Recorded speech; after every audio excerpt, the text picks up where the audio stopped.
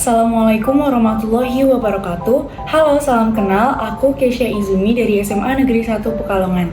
Alhamdulillah kemarin diterima di Universitas Gadjah Mada jurusan Ilmu Komputer melalui jalur SNBP tahun 2024. Nah, di video ini aku mau sharing sedikit pengalaman aku sekaligus mau kasih tahu ke kalian strategi apa sih yang aku gunain sampai bisa lolos di jalur SNBP.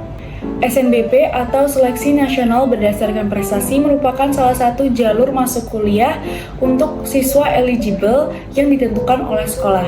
Biasanya kuota eligible masing-masing sekolah itu berbeda tergantung dengan indeks atau akreditasi sekolah. Makanya indeks atau akreditasi sekolah ini juga merupakan salah satu faktor penentu persentase kemungkinan seorang siswa itu lolos di universitas atau jurusan yang diinginkan. Untuk nilai rata-rata rapot aku sendiri itu 91,15.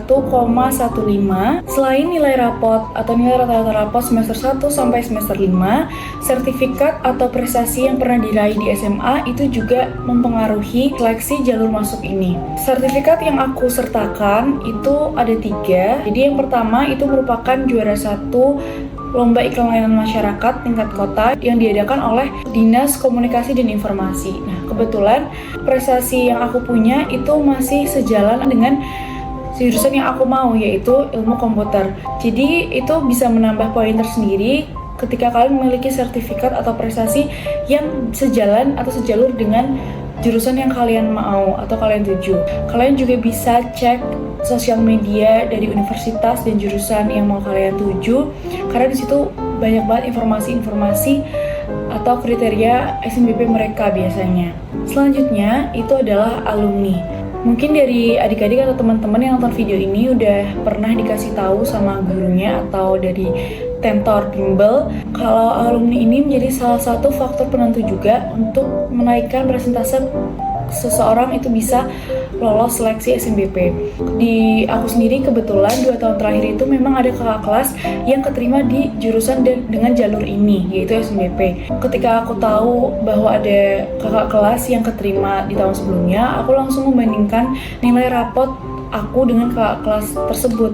Ketika aku membandingkan, nilainya itu memang 11-12 sama, bahkan nilai mapel pendukungnya itu lebih tinggi aku. Nah, untuk nilai mapel pendukung sendiri, setiap jurusan itu berbeda-beda. Kalau ilmu komputer, kemarin aku cek di website UGM itu matematika minat dan juga matematika wajib. Oh ya, misalnya ada kasus kayak ada alumni yang keterima di universitas tersebut, tapi adik kelasnya itu tidak keterima. Nah, itu mungkin aja alumni tersebut performa di universitasnya tidak sesuai dengan ekspektasi universitas tersebut.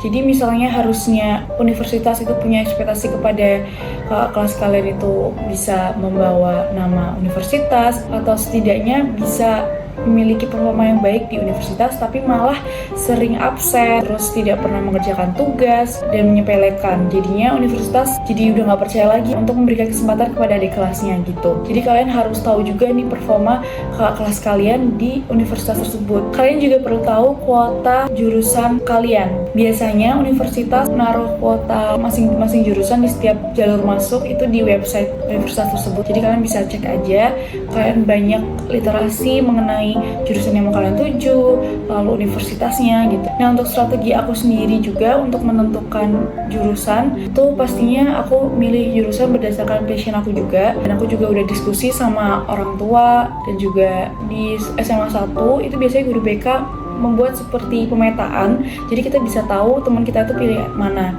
sehingga kita tuh nggak bentrok untuk milih satu jurusan di satu universitas yang sama. Pada saat itu, alhamdulillahnya teman-teman aku yang di atas aku itu nggak ada yang pilih ilmu komputer Universitas Gadjah Mada. Aku juga konsultasi dengan mengikuti rasionalisasi di bimbel, yaitu Neutron.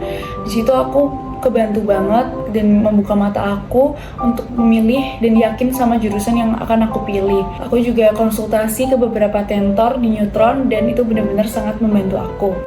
Selama hampir 5 tahun mengikuti bimbingan belajar di Neutron, aku merasa mendapat banyak sekali manfaat. Lingkungannya yang super duper asik dan didukung oleh tentor yang kompeten membuat aku lebih termotivasi untuk belajar. Interaksi antar teman juga memperkaya pemahaman aku terhadap materi yang diajarkan. Nah, dalam mengikuti bimbingan belajar yang perlu diingat adalah konsistensi dan dedikasi. Selain itu, jaga komunikasi yang baik dengan tentor dan teman-teman untuk saling mendukung dan memotivasi dalam proses belajar. belajar. Selalu diingat juga bahwa setiap usaha dan kerja keras yang kamu lakukan akan membuahkan hasil yang memuaskan. Sekian dari aku, kurang lebihnya mohon maaf. Terima kasih. Wassalamualaikum warahmatullahi wabarakatuh. Selamat berjuang.